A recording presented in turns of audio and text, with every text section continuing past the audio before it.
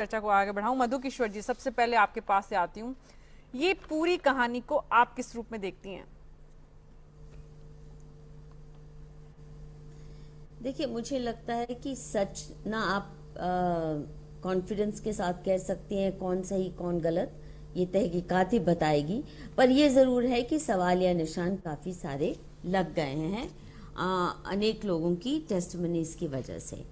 अब मेरा मानना है कि लड़की ने जो किया सो किया, परंतु जो टीवी चैनल्स ने किया और विशेषकर टाइम्स नाउ ने जो तांडव नृत्य नचा इस मुद्दे को लेकर और जिस तरह इस व्यक्ति को जलील किया, मुझे लगता है कि वो जर्नलिज्म की हर हद को पार करने वाली बात थी।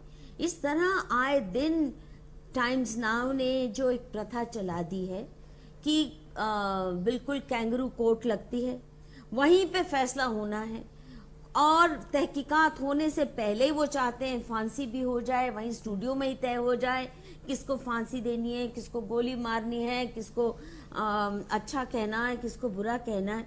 ये जो एक प्रथा चली है जिसको टाइम्स नाउ ने वाहियातगिरी की हद से भी बाहर पहुंचा दिया है, इसको बंद करना बहुत जरूरी हो गया है जी, क्योंकि इससे बहुत सी जिंदगियां तबाह हो सकती हैं जी। और you are assumed innocent till proven guilty, ये हमारा कानून कहता है। अच्छा, उस लड़की ने फेसबुक पे चला दी, चलो सोशल मीडिया पे बात होगी, तब तक बराबरी की बात थी, उसके लड़के की तरफ से भी बचाव हो सकता था। हाँ, मधु किशोर जी, आपकी बात को मैं कुछ हद तक सही मानूं, इसीलिए हम चर्चा कर रहे हैं, इसीलिए हम बहस कर रहे हैं कि हमारी जिम्मेदारी क्या है बतौर मीडिया, बतौर न्यूज चैनल। लेकिन साथ ही सवाल ये भी है कि मीडिया अपना काम कर रहा है।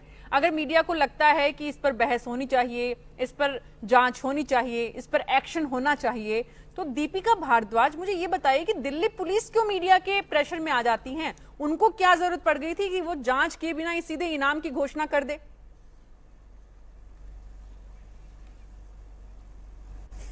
देखिए मैम, मैं यही बोलूँगी कि मीडिया में एक बार जो केस आ जाता है तो उसकी वजह से प्रेशर तो पुलिस पे आ ही जाता है। और इनफैक्ट मधु मैम जैसे बोल रही थी, कल जो बात हो रही थी, ये सिर्फ इसका केस की बात नहीं है। जिस भी केस को मीडिया में बहुत ज़्यादा हाईलाइट कर दिया जाता है तो पुलिस के ऊपर इतने ऊपर से प्रेशर आ जाते हैं कि काम नहीं हो रहा, काम नहीं हो रहा, काम नहीं हो रहा। अब इस केस में अगर आप ले लीजिए तो जसलीन खुद ही बताती हैं कि उन्होंने एफआईआर कर दी थी और पुलिस में भी बात हो गई थी और फिर उसके बाद उन्होंने फेसबुक पे पोस्ट किया है।